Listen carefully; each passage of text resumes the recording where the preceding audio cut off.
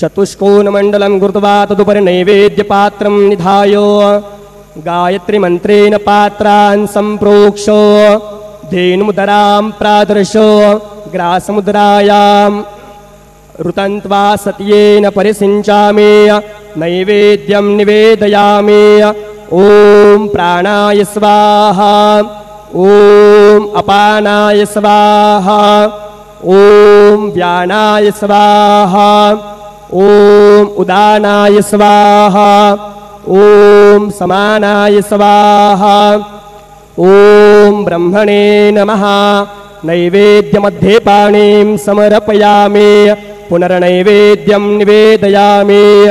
ॐ प्राणाय स्वाहा ॐ अपानाय स्वाहा ॐ व्यानाय स्वाहा ॐ उदानाय स्वाहा ॐ समानाय स्वाहा ॐ ब्रह्मणे नमः। नैवेद्यं समर्पयामि हस्तप्रक्षालनं समर्पयामि मुखप्रक्षालनं समर्पयामि शेषोपचारार्थे प्रार्थनापूर्वकं नमस्करोमि।